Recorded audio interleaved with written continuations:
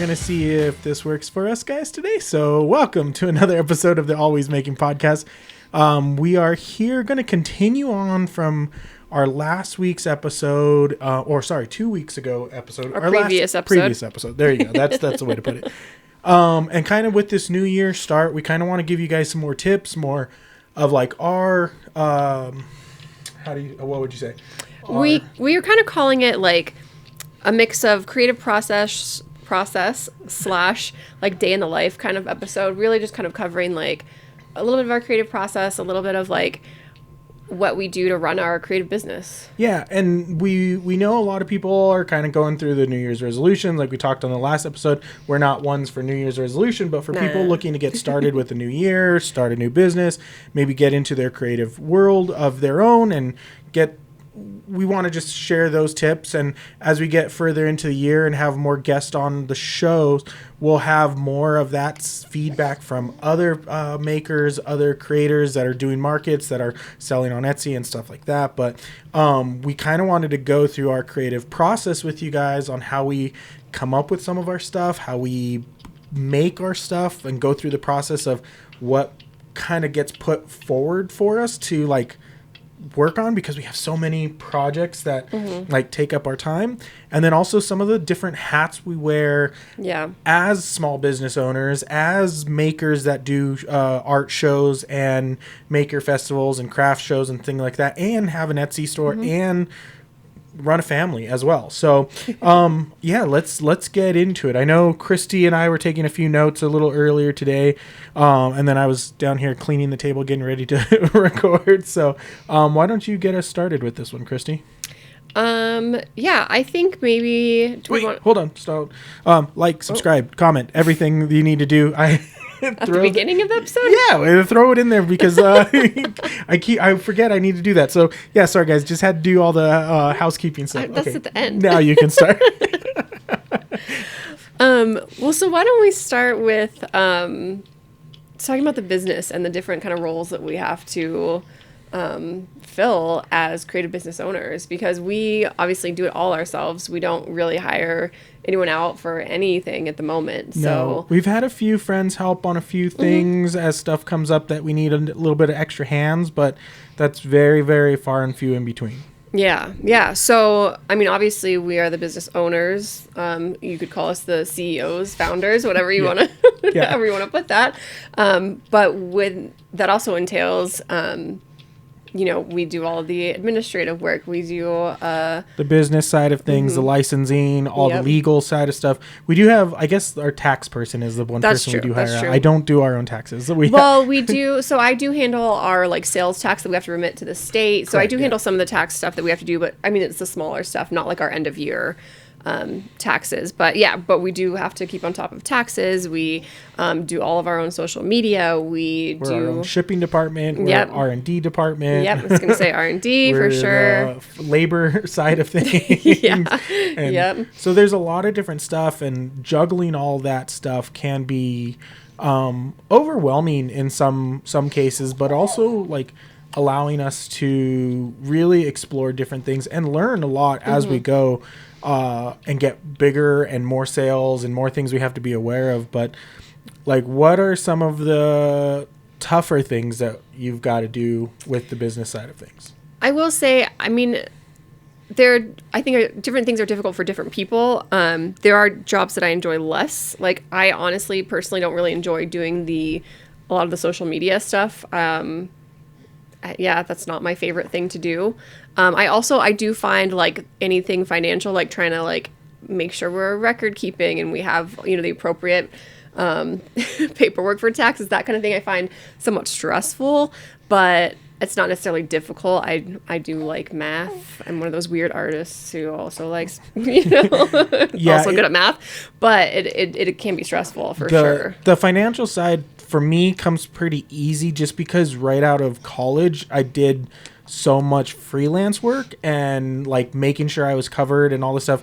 I had a really good tax guy that really like taught me what I needed to cover and make sure I was doing the right thing. And believe me, the first couple of years of doing it, I didn't quite cover everything I needed properly, and I paid out of my pocket a lot of times, but like I would say big thing if you guys are getting started and you guys aren't comfortable with taxes and LLC and stuff like that, honestly pay for someone to do your stuff.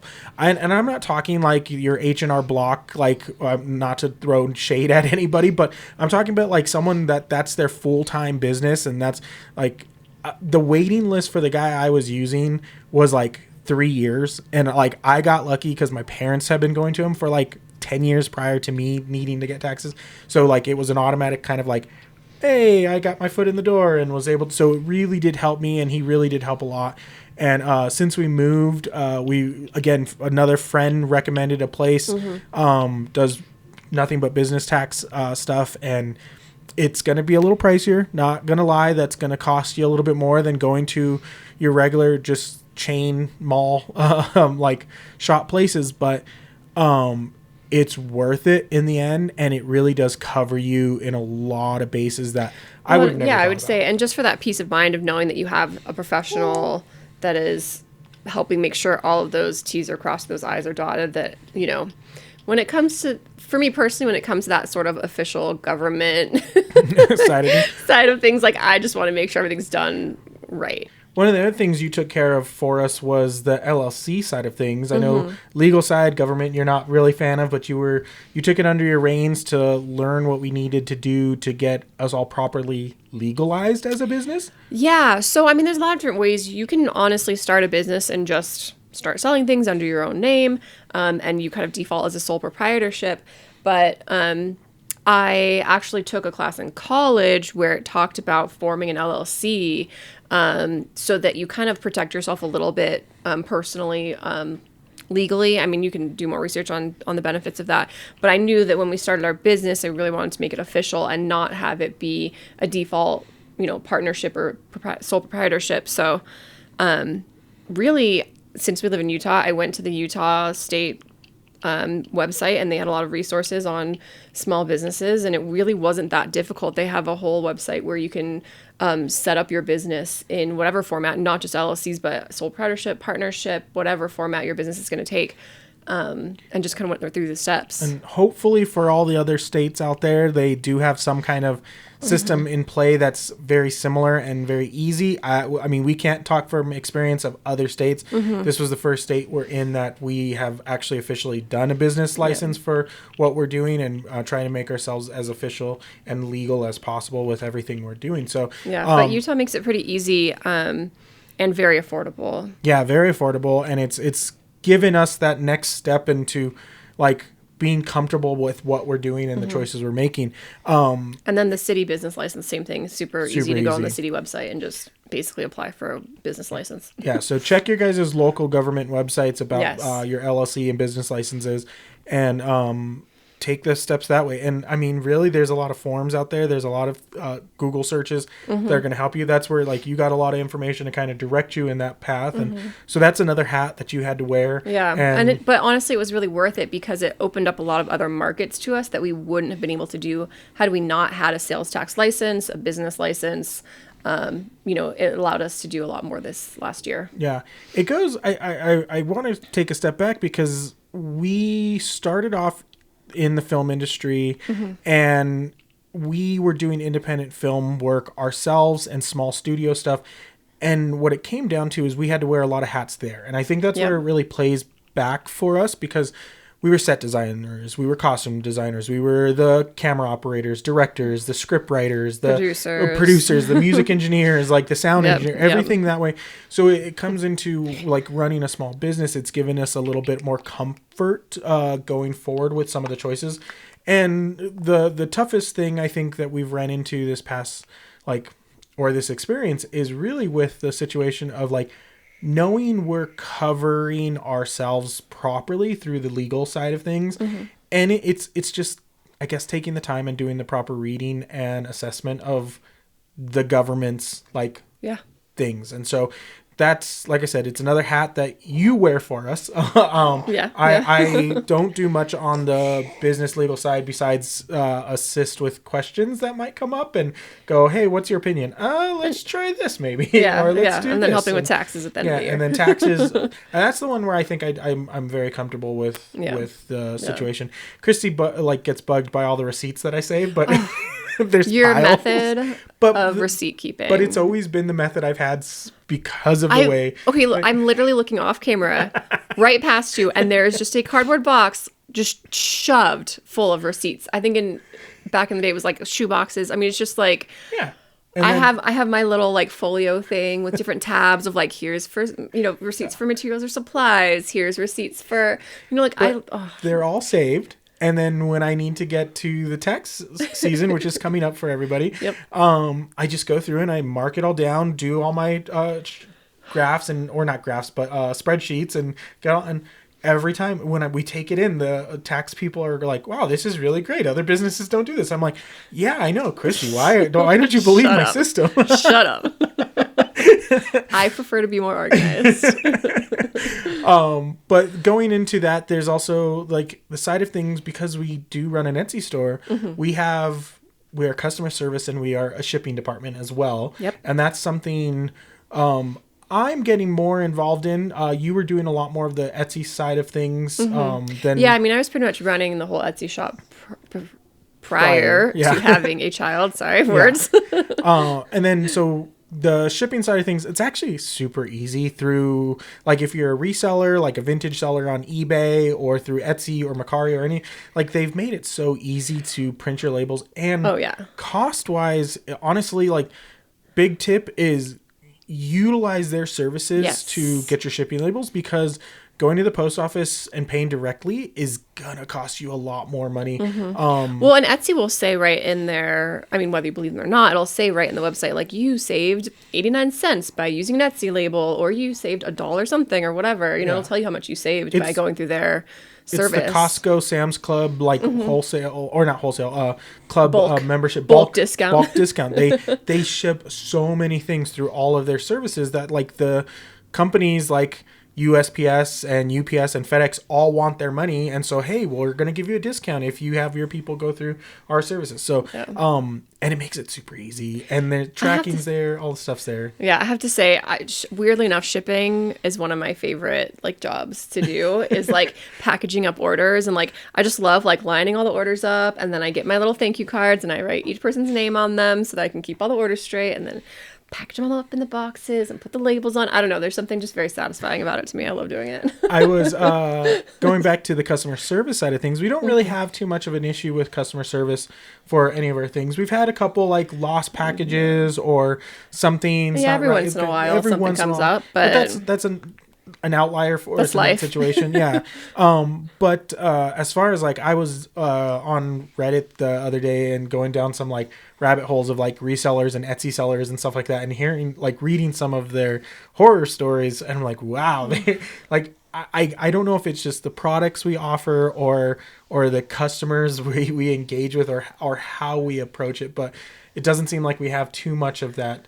No, and I genuinely, like, I would say I genuinely, like, just try to be nice to each and every person that reaches out, and, what can I do to help? Because it goes a long way. We get, 99% 5-star reviews, I think we have in the shop, because A, we offer, quality products, but B, we offer, I think, good customer service. Yeah, and that's, again, another hat we have to wear. Yep. And a thing to be aware of too, and like just another tip and like advice is, be aware of the current scams out there. We get emails. We've seen a couple. We get random ones. It's like, hey, we've got a raffle giveaway for some veteran thing, and we're like, oh, okay, this, like, we are 100% on board and helping, and we've donated a bunch of stuff. A lot of times it's more local because we can meet the person, drop off something. Where a lot of times these shipping things, it turns into stuff where it's not 100% legit. Yeah. And then, so I always ask, like, oh, sure, we love helping out with charities or donating products to charity events. Like, can you give more information about the event? Do you have an informational flyer or a, and usually when you ask those basic questions, the conversations tend to end. Yeah, I get ghosted. So I'm like, okay. Yeah. So don't think that was a legitimate one. As far as the customer service, just be aware of the scams that are out there, and they're constantly changing, and they're trying to like outsmart you just as much as you're trying to outsmart them. But that's something you can run into when running your own business. People are always trying to take advantage of people who are getting started and unaware of it. I mean, thankfully in our experience, it's been very rare. So hopefully it doesn't happen to you. Same, but it can. There's a lot of good forums out there, and a lot of good like information to find. Reddit has a lot of good stories that you can get some good information from. Yeah, literally anytime I'm like questioning something, I'll type in like, military charity scam or like whatever it is, whatever they like propositioned me with, followed by the word scam, and I'll Google it and see what comes up. And 9 times out of 10, it'll be like, oh, this is the current scam that's going around. It's like almost the same exact script that you got sent and stuff. But that's those are some of the things outside of the realm of like what just being makers that sell stuff turn into being, because the R&D side for us, I mean, any maker out there, like your R&D is always going to be figuring out your art, your craft, your creative outlet with that. And so that's going to come with the territory. But the things you don't expect or you forget about or you might kind of get lazy about is the business side of things. And sometimes you have to take that into consideration with that. As far as other roles that we run into, other hats that we have to wear, I think we've covered a lot of the like back end business side of things that we have to do. Like what else? I mean, the booth builders in that sense, and that's one of those things that you're gonna constantly evaluate as you go to different shows. That's not something you're gonna get right on the first go. I know we've talked about this on the past. A few of the past episodes of like the amount of things we think might work well for us, and then we change and adapt. I guess what hat would be the hat that you would be wearing for the, I guess the like business outreach, or no, project manager. Maybe project manager would be the hat, because when you think about like when we did the Ogden farmers market, like we had to attend an event that like we collected our official paperwork for, got signed in for stuff, got like, and it's, I guess that would be your manager, your project manager hat. Project manager or event manager. Yeah, that's kind of a role that you're going to take. And so you're going to get packets. You're going to have to learn how to navigate parking lots. And so that's another position, like kind of think about that you're going to have to deal with and be comfortable in. Yeah, logistics. Like managing a lot of logistics. I mean, honestly, just like taking care of yourself, making sure that you have everything you need when you're at those events. I mean, it's a lot. And then it can be hard for people too to wear kind of different hats where maybe you're used to like being at home in your studio or just, working on your craft alone, and then being out at events and having to suddenly like be very social and talk to people about what you make and what you're selling. And, yeah, that can definitely be difficult for people, but that's another role that, like, if you want to be at markets and sell in person, that's something that you're going to have to do. Yeah, and I think it does go back to us, again, I keep harping on the film industry side of things, but pre-production was always a thing that happened for us before the production of the event. And so that was always, like I loved pre-production because of the organization of it and where it got me to a comfortable position. But really the event was my, that was my, game, or I guess, or that was my on-stage performance or anything, because, I knew I had to perform with the cameras that were running, the gear that was running, the lighting, all the stuff. So, no matter all the pre-planning that happens, the actual shoot that we were on, that's where I was really, enjoying. So, shows for me, I kind of enjoy them because it is one of those, everything we've built up for is getting put to the test at that point. And it's it's not a make or break situation either. That's the fun part about a show is there's times where you might have to pivot on the fly because shoot, we forgot a tablecloth. It's happening. Yeah. Yep. Or oh man, we didn't bring this, and it's like, not a big deal. It doesn't make or break your show. You just have to be comfortable in adapting and changing. And we've talked about it in previous episodes as well, that each show that we've done has kind of changed our layout every single time, because something different is where you're at, location, when comes up, we have to figure out. So going back to being prepared and the pre-production, pre-post, or pre-game of everything is making sure all your logistics are in check, and have all the gear. And this goes back to being like in the grip world of film production, having the extra like tools. Like, so in film production, a C47 is your standard clothespin, and that is something you just hang on your clothes line to dry your clothes. But in production world, it comes in handy for a lot of stuff. It's a super cheap thing. But like, that's something, we have a bag just sitting in our like, what would we call that tote? It's like our show tote, I guess, that has like all of our, has stickers, it has labels, it has pencils, markers, it has scissors, tape, string. Yeah. The one time you were needing a hole punch, trying to find a hole punch. And then we're like, oh shoot, that's something we completely didn't think about in the previous 10 shows we did, that we might need a hole punch. So the next couple times out at the thrift store, go back to last week's episode, find a hole punch for $1, 75 cents, whatever. We toss it in the bag so that we have it there. It's not something you might use every single time you're at a show, but it is something that will come up, and you could also be the hero of the show if someone else walking around going, yeah, hole punch, hey, I got one right here, or I've got a big giant fat Sharpie that you need to rewrite a sign. It's come in handy to have a few of those things, and it doesn't cost a lot to throw a few extra supplies in a bag, in a tote that carries with you, and you know that's your bag that's at every show, and it has some of those like last minute supplies. When it comes to the cosplay world, I know having safety pins, tape, glue, and stuff like that, we carry a few of those items with us when we're doing a show where you're dressed up, and making sure, oh shoot, something broke, we have a mending kit, we have a simple thing. And it's again, just being slightly prepared, and you'll learn those things as you do more shows, as you get out there, what things are going to be beneficial to have as just in case scenario. If it doesn't get used, great, but if it's something that's there, it's going to be a lifesaver for you on that day. What other hats do we wear? Yeah, that one went like way off to the left. I know that did go a little bit, but the tips like, started flowing in my head on that one, and so. Well, I would say back to being like business owners, I think a lot of it comes down to making decisions. Yeah. You have to decide how you're going to spend your time, what you're going to focus your energy on, what you're going to focus your budget on. There's a lot of decision making that has to happen. So how do you personally prioritize your time within the business?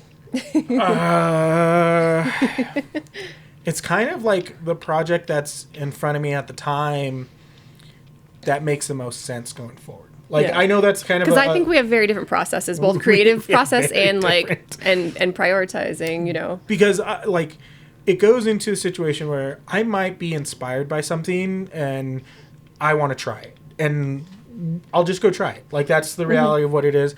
There'll be times where I know there's a show coming up and I have things that I've worked on, but I haven't finalized them for a show.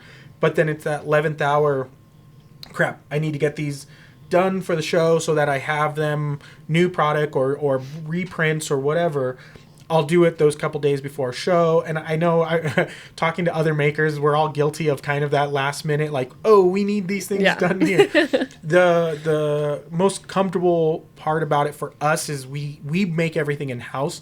So if I need to screen print a couple extra shirts, I can screen print a couple extra shirts. If I need to make a few extra stickers, I can make a few extra stickers. And it doesn't cost us. We need to print something. We have the printer here. We can print it off. Yeah. And so that's one of the benefits of like, let's work on this right here, or let's try this, because every experiment or every creative thing I try, it is allowing me to refocus that energy into maybe the project that's been sitting on the back burner a little bit and go, okay, yeah, here's that thing that I needed to figure out to get to that piece. And I mean, we bought a fixer-upper house, and there's projects throughout the house that will distract us from different things. So, like, there's times where it's like, okay, I'll go this way, work on something for that, and it's very easy to get lost in here with the different projects that are lying around with all the different ideas and ambitions and goals and things that we have. Sometimes, like, what is it, 2 weeks ago, I think it was, no, maybe 3 weeks ago, I felt the need to kind of repaint the bathroom downstairs. And I was like, all right, just going to paint the bathroom. I had Juniper in her pack and play crib right just outside of the bathroom downstairs with me.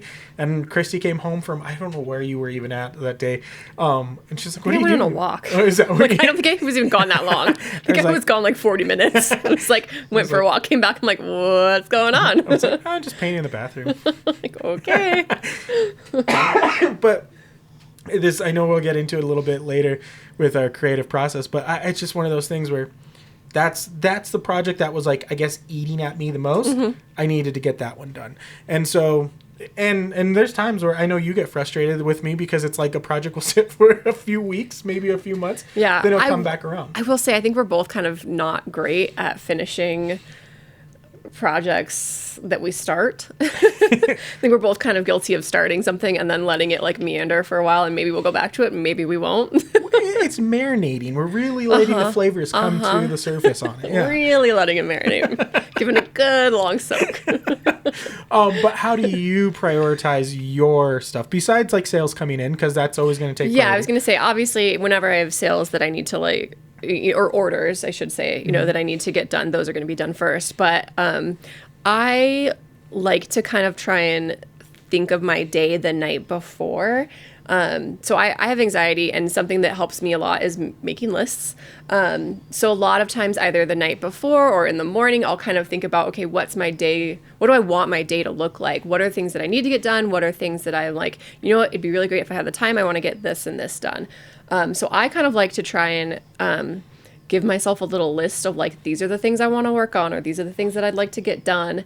And then, so obviously if it's orders, that gets done first. And then I do try and, if there's something that I'm avoiding, something that I don't like doing, if it's like a phone call that needs to be made or something that has to do, you know, has to be done with like taxes or the business side of things or administrative work, that's like, this isn't my favorite thing to do, I'll always put that at the top of my list, because I know if I don't get it done, it will just keep eating away at me and bugging me and stressing me out until I just get it done. So I always put that at the top of the list. But then beyond that, I try and decide, it's something I always struggle with. I try and decide, like, what do I want to work on? What do I want to get done? What do I have on my plate? But it's hard for me because we have so many different things that we can do, so many different mediums to play with, you know, sewing and printmaking and design work and R&D, and there's so many, like, I feel like my attention gets pulled in so many different directions that it can be really hard for me to decide what to do. So sometimes it's just like, pick what I feel like working on and work on it. Well, and I guess let's get into the conversation of our creative process with that, because for me, like, just going back on this week, what this table has had on it, I'm thinking I was messing with our 3D printer yesterday, and even today I was messing around with it. I have some RC cars sitting on the table that I've been like kind of tinkering with and messing around with. It's snowing outside. I can't go play with them outside. But it was just one of those like, okay, I feel the need to be a little different on the creative things than the drawing or the screen printing or the sticker making or whatever it was. But then you had orders that you were doing. Yep. I had packages that got packaged up. Yep. We got, I had wood glue I just scraped off earlier from the table because I was gluing up some obstacles for the RC car. I was like, let's build a structure and like have fun with that. Been cleaning, like that's another thing. Go back to the hats. I know this is going back. We are like, you have to have a full janitorial staff in a business. the amount of times you'll vacuum, the amount of times we wipe up dust or like I'm wiping the table stuff, constantly. like that is another thing. But all through the process, and sometimes it's in that creative process. It's like, oh, you know what? I'm gonna vacuum this, or I'm gonna clean this. I will say a lot of times it helps for me. It helps big time to like clean my workspace before I get working. It's kind of like that, like cluttered space, cluttered mind, or whatever. You know, if you have a clean space, it kind of clears up your space mentally to be able to get work done. At least I feel that way. So I love declutter. I know it drives me bananas. But I'll come in and I'll start like cleaning and organizing, and then I'm like, okay, now I can get to work. The funny part is like I love the clutter, but I hate I love the organization as well. Like Yeah. I am like. Organized chaos is your brand. Like, yeah, and it's just who like I you are. love there's just like things that are in place that make the most sense of where everything should be, and it's trying to perfect the it comes back from like my cooking like education is like the perfect triangle in the kitchen is your like between your stove, your sink, and your fridge, and like understanding where your prep and where your stuff is. So it's like when you're here in the shop and trying to go, oh, is this tool easy to grab to do this or to do that? And it's also that mise en place, right? It's like having everything in place. I have that set up in my sewing space as well, where it's like, okay, everything I need is literally within reach of me sitting right here at my sewing table and not having to get up and grab anything. The toughest part for me is that we have to put stuff away because there's not enough space. Yes, I know it's hard for you to put things away. Well, in the sense of like the tool side of things, like I would like a station for the presses. I would like a station for like the cameras. I would like this. Like there are multiple stations throughout this, but there are clutter around those stations because there's just not enough space. We need a warehouse that's like 5 times bigger than this because we have so many different mediums and projects and tools that we use. Like, but I'm very much like a place for everything and everything in its place, which literally came from my mom. I mean, it's how I grew up. It's how like my house was. You know, like my mom is a clean freak, right? But it drives me crazy because you'll grab something and use it and leave it on the table or leave it in like another room or whatever. And I'm like, where is this? And you know where it is, but I don't. And that's the problem. So if we have a designated place for it and it goes back in that place, then guess what? We both know where it is at all times. There's designated places for everything we have. But are they in that place? It's getting them back in that place because it's not a full like workspace for that. That's my argument there. Okay. I think we have like 8 drills, right? And like for the most part, all those drills are in their proper place for it. But there's times where it's just so easy to have a drill like here and here and here. And, that's fine as long as we pick a place and it goes back to that place. But anyways, we're getting way off topic of the creative process. But it is, I know, organized chaos and how we get into creativity. But as far as like, I was going back onto like all the different things we've had on this table. I've heard it from different people, and I think there's an argument for it in some cases for some people. And like, pick your Can you hear her snoring? Is she snoring? Yes, she is. Sorry, guys. You're gonna have a little bit of snoring from Juniper. Let's get it real close. Okay. But there is an argument that's out there that like if you have your niche or know your niche and go through and just I've had this conversation before where I don't think that's us. We really don't. We can't. No. Pick. Yeah. I can't just be a screen printer. I can't just be a model maker. I can't just be a painter. Those kind of things where I like to have the variety of all the different stuff we have, and that gives me like endless creative possibilities. And my creative process allows that to flow any which way, and I am never lost on something to create because I have the options of what I want to create. And I am by no means good at any of the things. Like I'm not like I can draw great, fine. I can like build and paint models and stuff like that. Fine. I was like going through some of like the D&D miniatures. I was like, oh yeah, I forgot. I did pretty decent on these kind of things. But it's not like I like being here and I like being here and I like being here. But on that same note, one of my favorite times of year, and I've talked about it, is Inktober, because it really does force me into driving into one thing for 31 days straight. And I've been reading a book, The War of Art. It's not The Art of War. That's your regular one. But there's this, The War of Art. It's this book about writer's block or creativity block and stuff. And one of the things I've taken from it, and I'm not all the way through the book, but it's just do it again and again and again and again and again and again. I couldn't draw every day of the year. That's not for me. Yeah. I do like drawing, and 31 days gives me a really good push, and it really does change my creative outlet for that month. But I need other outlets. But there are people who have stories of like they just drew the same rabbit every day for 3 years, and finally something happened for them in those 3 years that really blew them up as an artist. And I think that's great. But I wanted to explore so many different things. Yeah, and absolutely. My creative world that's my process. That's where it comes from. And so I think I went on a very long tangent on that, but yeah, we kind of did. We're gonna let it go.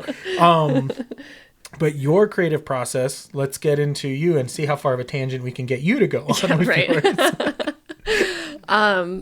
Yeah, I think I kind of like to go down rabbit holes where I'll come up with an idea and then maybe I'll like start Googling it, or I'll jump on Pinterest, or I'll look on Instagram. I'll start kind of like looking for inspiration or see what other people have done with it, or see if it's been done. Sometimes you come up with an idea and you're like, oh, has someone done this? You know, you're looking for it. But yeah, I like to look for inspiration, and I'll kind of like either make, save file. A lot of times I save files on my phone, screenshots, pins from Pinterest, or I'll have files on my folders on my computer with files of images. I like to just grab a lot of like visual inspiration, a lot of images. And then I like to let things ruminate for a while as well. If I'm trying to work out a cosplay, I'll let it like sit in the back of my mind for several days and think like, how can I do this? How can I do that? How about this aspect? How about that aspect? Again, going back to my anxiety, I can sometimes get stuck in that like analysis paralysis phase where I just spend too much time thinking about it, and I get, a little trigger shy. I don't want to like pull the trigger, really jump into it, but I try to force myself to just get started. Okay, well, let me just start with a sketch, and then let me just start like on paper and trying to work out, the design on paper, and then I'll jump into like, some cheap fabric and try it out if I'm sewing something or whatever. But I kind of like to go through steps and start with like the visual inspiration, and then kind of start on a small scale and work up to the final design, whatever it's going to be. And sometimes it's several iterations, right? Sometimes there's a lot of R&D that goes into something, but yeah, that's a big difference between you and me with a lot of the stuff is that like there is pre-planning for it, but it's all in my head, and I don't know what I'm doing with some of the stuff. Like just recently gluing up some of the wood projects I was working on, like I had no clue what I was gonna do, but I just said, well, like let's just try it. And like I'm like, let's drill this and do this, and like all just the experience I've had in the past, like this kind of points me in this direction. But you're much more like measure once maybe, and then just cut. And if you have to cut again, keep cutting. Yeah, and just I'm keep like, cutting. No. Measure twice, maybe measure 3 times, maybe measure 4 times, and then start cutting. But like that's the fun part about it is the journey. Yeah. The corny as that sounds. No, I like the process too. It's just that I find more like joy and comfort in the like design process, or the pre-processing. Yeah. If that makes sense. I think like saying earlier in the episode is like the production side of thing is my performance, my stuff. Yeah. I enjoy pre-production. I like post-production. I love seeing the final product after everything's edited down or done through. But like being in the moment of the production is where I really thrive and really love. Yeah. And I think because it is so, you don't know what's going to come next. Like you have, and that's so not me. Yeah.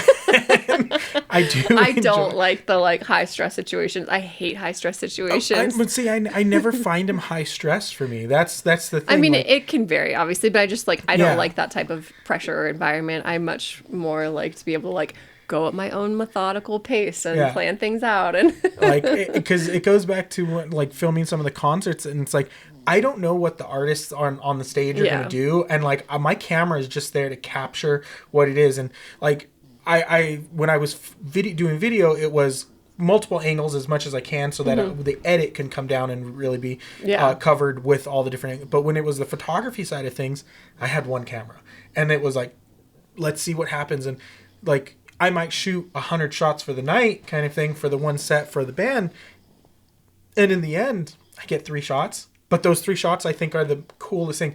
And again, I don't know if everyone else thinks they're the coolest thing. To me, they are the coolest things when it comes to that process. And being in the I think just it's the production is my stuff. The pre-production is your thing. And again, we've tried to find our balance and make it work between everything that we do. Inspiration-wise, where does it come from? I know you said social media, Pinterest, like with I can, from example, a lot of times some of the stuff comes from friends of ours that ask or request or something because our hoods were from a friend who wanted something special, and it wasn't even on your radar. No. And it's a very popular item for us in the Etsy store. But besides our getting actual like requests. like where's like when you want to make something or you want to create something, where does that come from for you? I mean, honestly, a lot of times it's something that I've seen somewhere, whether it's online or out, in person, that I think, ooh, that's cool. Can I make that? Or can I take that idea and make it my own and make, like, I like that, but I would rather do it differently in some way or another. A lot of times it's just, based on something that I see. And that inspires me to be like, ooh, that gives me an idea to, like, do it kind of like that, but maybe a little different, or put my own spin on it. Yeah. Just kind of down that rabbit hole that way. That's, the biggest thing for me, I think, is, like, seeing something. And then we do, like, we're both big, like, sci-fi nerds. I love fantasy. I love reading fantasy novels. So a lot of inspiration from that, realm as well, for sure. Yeah, the nerd realm for me, I mean, is definitely where a lot of my, like, art comes from. And, like, the dark fantasy, I wouldn't say macabre. I'm not, like, macabre in sense of some of my... I guess, I don't know, some of my stuff can get... Like, I don't know. You like dark humor, I think. I do like dark humor. But as far as going down the inspiration, it really depends on the medium for me. It's funny because I was just going through some of the, like, photos from, like, when I think it's college years, when, like, for me, and so we're talking 15 years now back. And I was looking at, like, some of the photos that I was taking, and it's still the same type of style of photos that I take. And there's very few photos of me in all of the photography I've taken, kind of thing. Yeah. I think that's pretty common for a lot of photographers, though. I don't know. I see that there's some people self-portraits, like really do a lot. Like, it's not like that's their main bread and butter is like doing photos of themselves, but I hardly get myself in front of a camera besides things like this. Or me specifically asking. Yeah. Like, hey, can we take a photo together? But it is one of those, like, I was looking at some of the stuff, and, like, on my trip to Montenegro, I was looking at some, like, beach photos that I was taking, and it's like the umbrellas at a certain angle, and like I would say you're much more of a, like, landscape or, like, street photographer than you are I was going to say a human photographer. That's not what it's called. People. What? Subject. Oh, gosh. Right? Yeah. But, it's the only times really people were the focus was when I was doing concert stuff. Yeah. That, because, I mean, they were the subject of the thing. Yeah. But for the most part, most of my film rolls are like weird abstract stuff that I was shooting. And it's kind of funny because, like, inspiration for that just comes out to what I see out in the world. Like, and photography is a different thing than my graphic design work and my illustration work and everything. Illustration work and design work, usually a lot of times it comes from just walking around, like, thrift stores and seeing t-shirt designs and, like, other artists online and seeing what people are working on. And I just kind of, like, find those inspiration that way and say, oh, let me see if I can put my own spin on it, kind of thing. Yeah. And then, like, the t-shirt side of things, it's, I don't know, it's stuff that is, I would wear, I would want to, like, wear. I don't think, and this is maybe poor practice on business, I'm not necessarily designing for the masses in a sense. I'm designing for me because like I want this thing and I can't find it anywhere. Yeah. And so I'm going to try this out and see if it works. And and we've talked about this before, but I think that's honestly the better way to go about it. Instead of trying to design for someone else, you have to create for yourself, and you then gotta be happy with what you're doing. Yeah, because that's how you create your best work, and that will draw people in, and that will draw your audience in who will resonate with you because it's something that you care about, and they'll see that in the design and go, "Oh, I really like this." Yeah, and it's true.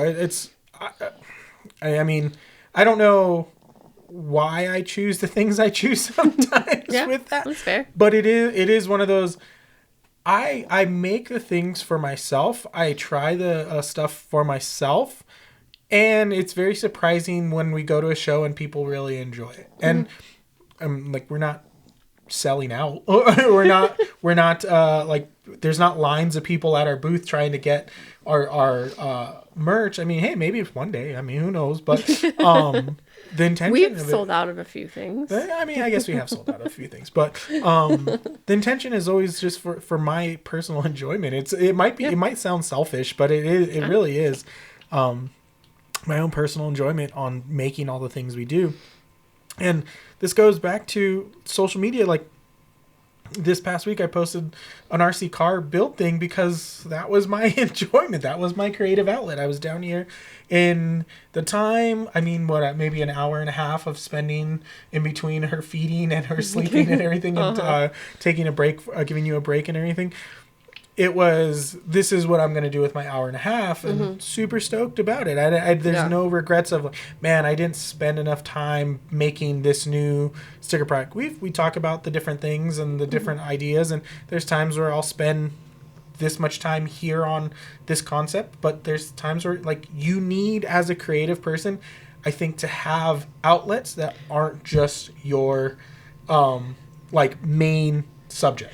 I was literally, that was going to be like, that was one of my top tips, I think, for this episode, was going to say, make sure you have some kind of hobby that is just a hobby. That is just for your enjoyment. It's just for you. Preferably something that's like maybe somewhat like mindless, or something that at least allows you to decompress, something that like is relaxing, something that you enjoy just for yourself. Well, has nothing to do with your business, has nothing to do with, Was it Rebecca or was it Sarah on the show? I think it was Sarah, talking about every year they do something for themselves. It's not something with the intention of like selling or anything. Learn of a new that craft nature. or a new skill There's times where like I look at what we make and I go, ooh, this could be great for doing this. And I'll try this because we potential it'll be a seller for us kind of thing. And then there's times where like I'm not building these things or making this stuff for anyone other than myself. And then sometimes you get people who are like, hey, can you make me one of those? I'm like, okay, fine. But like that wasn't the, like, I didn't set the goal out to be that. No, but I think as creative people, like anyone creative or wanting to have a creative business, make sure you have an outlet, a hobby, something that is just for yourself, just for your enjoyment, because it's really important, I think, to spend time doing different types of things, right? If like, let's say you're an artist who draws on your iPad and you're in Procreate and you're drawing all the time, find something that's like completely different from that, so that you have an outlet that's gives your brain something else to do, if that makes sense. Well, it's just hugely important and so beneficial, I think. Like I love to do jigsaw puzzles just because I love to do them. I mean, it's something that's relaxing. It's something that gives my brain something else to do. My friends and I have started doing jigsaw puzzle competitions for fun. It's just fun. Or I taught myself how to crochet. I have no intention of ever selling any crocheted beanies or scarves. I'm not that great, but it was something that I wanted to learn, and something that's just for me. Yeah. And that's one of those things where I even asked you, I remember asking you, like, are we planning to like make stuff and put this in the shop? Nope. And you said no. And I'm like, okay, fine. Like, we're not trying to push that or anything like that in that sense. But it's one of those things where I push back on drawing a lot in my earlier creative days because I wanted to be very hands-on with stuff. I like doing the set building. I like doing the stuff, and that was like getting my hands dirty with like prop making or painting or any of that stuff. So like I did so much digital work through college that I don't know if I had this like anti-reversal rebellion against all the digital work, because it was like web programming, graphic design, and like all those skills are still in my head and I still use them all the time. Like the previous job I had, I was an art director doing that stuff every day, but I would leave like work to come here and then put my hands in ink and mess around with stuff, because I really, really, really do love that like tactile feeling. And then the best part is when you can take what you do digitally and put it into a situation that is actually tactile. And like the t-shirt designs, the process of taking a digital design that I created, then creating the screen, making sure that the exposure is properly, then choosing your colors to match what you designed, and then actually screen printing a t-shirt and then wearing that t-shirt around. It's a huge, completely different feeling if you have the ability to do that than it is to design that and then send it off to somewhere and then get a box full of those shirts. And like, it's not the same satisfaction for me, because I've had it. I've ordered stuff and it comes in. I go, cool, and then it kind of gets put down by me, or it's not. I'm not super excited because we've talked about it before. But I think I kind of have the same feeling. There's something magical to me in taking an idea, let's say for a garment, and then making that a 2D design, right? Like making your paper pattern pieces and then turning that into a wearable 3D object. I think it's kind of a similar vibe. It just feels very like cool and magical to take it from your head to 2D to 3D. And I think that's one of my like weaknesses, is like in my head is a picture that I can't always explain to people till I go through the process of making, and then people go, that's not what I had in my head. And I'm like, I know, it's what was in my head. It's really hard to explain this kind of thing. Because it's like there's so many things going on in there that like I cannot articulate properly with words what the intention of the end game is for that thing till it's there. And then you can go, oh wow, that's really cool. Or that's shit. Whatever your opinion is. But it is one of those things, sometimes I just have to go through that process before I can get there with anything.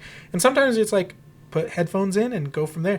Again, going back to inspiration, that's the other big thing for me is music. Like I hardly can do things without some type of music playing, and a variety of music. I will go from one end of the spectrum to the other with different stuff and find inspiration and like different types of things with what it is. And sometimes like just the cleaning side, there's certain music that goes from there, and then certain times where the design side music will play that way. And then it's just sometimes you're just tinkering on things that music should be playing for me at all times, because it's something I always grew up with. But circling back to inspiration, because I forgot that one tidbit.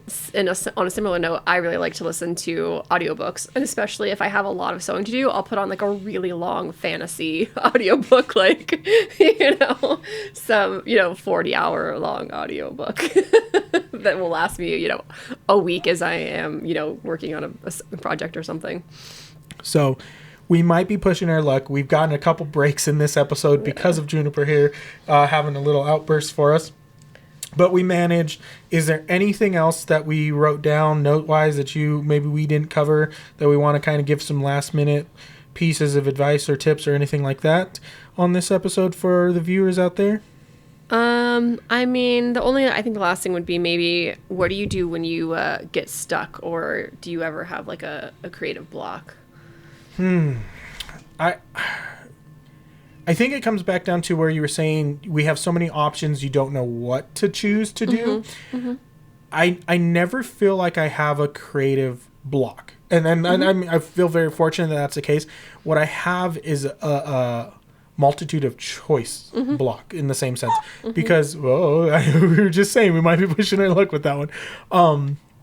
But because there are so many projects and there is so many things to do, and there's only so much time in the day. Yeah. Like if I had it my way, I would be down here 24/7 and probably sleep on the floor down here, wake up and do more stuff and find different things. And in between all of that, like listen to a podcast, like watch a YouTube video, random stuff like that. Yeah. No, you would 1000% would do that. Yeah, and I understand responsibilities are needed to be done to move on with or take like adulting seriously. But it is one of those. I just do it, and like it might like I might feel bad about that I maybe made that choice at that time, but then I kind of get over it and then come back to something again and forget about why I even was mad at myself for what I did. But like there's creativity, like this is gonna sound super cheesy, super corny, that for people that are still like listening to my long rants on this podcast episode, but like there is creativity around me constantly. Like this room has, we say it every time, and there's walls of all the local artists and different people who we're inspired by. There's nerd stuff behind us. My office space, I've been putting up a lot of the patches that I've had like piling up in a tote around me. So I have, because I really love collecting like different artist patches and different like travel patches, but I have those up there. I have RC cars, I have cameras, I have toys, I have Star Wars helmets in my office, and then I have like all kinds of things just there that like if I turn on music, I'm inspired by the artist there. It might not be a song for everybody's taste, but I appreciate what that artist has done. If I look at someone's photography, again, it might not be what everyone likes, but it is something that I know what goes into everybody's creative process. Okay, that sounded wrong. I know like the passion for a lot of these people that like put into their creative process.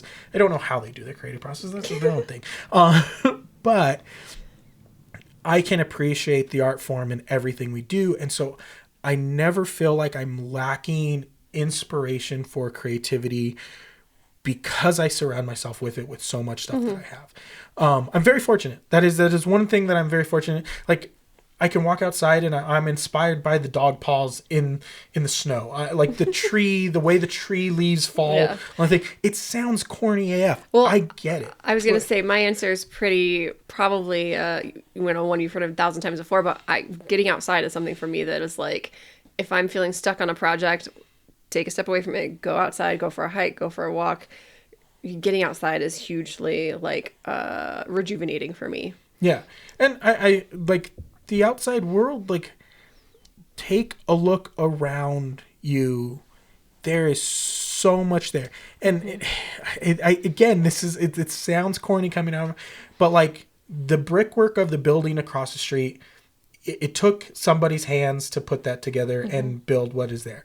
It might not be, we might walk past it every day and like take it for granted for what it is, but someone put their like effort into making what that is. Someone created the chemistry compound for the asphalt that we drive on the street. Like those are the things that like go like flow through my brain sometimes that like I don't understand why, but like I can appreciate every single piece of effort that gets put into those kind of things. Yeah. Landscaping, like for stupid reasons, like landscaping, like I can go like that's really cool rock pattern over there. That's really cool trees or whatever. But yeah, no, and I would say for me it's almost like the opposite, where I like to get outside in nature. There's a trail that I walk regularly, either with a dog, with the baby now, by myself, but I've walked it hundreds of times over how many years we've lived here, and I have literally hundreds of photos on my phone along that same trail of like this tree, that rock, the sunlight on this particular day, or the snow in the winter or whatever. I mean, it's just like even walking the same trail over and over again, I'll find different parts of it that I'm like, ooh, the angle of the sun hitting that like leaf on that tree just caught my eye today, or whatever it may be. Yeah, it is. It really is. That it's that easy to take a break from the world that's around us and just appreciate what we have in front of us, because it is awe-inspiring, and just because it's there. Like somebody, something, some like way it was put together is one of those things where we take it for granted every day. The house is being built. That takes effort. It takes an architect to figure out how that works. It takes an engineer to get all the pipelines ran for all your water lines and electrical. And I think that is all so cool. And if I could live thousands of years and learn all these different trades and all these different techniques and all this stuff, I don't think I'd be bored. I know there's the person who lives forever. What's oh, well, like a person who lives forever. What's the term? You can't die. Like We shouldn't have recorded this one late. My brain is done. What? I know what you're trying to say, and I can't think of it. We can't think of it. But anyways, like where people say that if they live forever, immortal. Immortal. Thank you. Wow, that took us forever to get to that point, guys. Go back. Yeah, but if like people who say they're immortal and they all these different things, and you get bored and all this stuff, I think there's plenty to learn. I think there's lifetimes and lifetimes and lifetimes to be lived to learn all the different stuff. And I don't think you can learn it all. I think there's so much out there. We're just trying to take a little piece of it for ourselves with what we do, and maybe we'll learn a small chunk. And so, all right, I think we went down the philosophical rabbit hole quite a bit on this episode here at the end. But I hope this did something for you guys with the creative process and the business side of things with all of that said and done. But let's see. What is your guys' creative process? Like, leave in the comments section down below. If you guys are still listening to this episode, what's your guys' creative process look like? What inspires you guys? But on that note, thank you guys for watching another one of our episodes. Like, subscribe, follow us on social media at Steadfast Rebels. You can see all the different projects we're working on, all the different stuff we get our hands on. And we are planning to be at a show in February at the Salt Lake. At the Odd Star. At the Odd Star. It's the SLC Punk Flea. Again, one of our favorite shows. Come by if you guys are local. Check us out. Say hi. But yeah, on that note, I guess we'll guys see you on the next episode. Thanks for watching. Bye.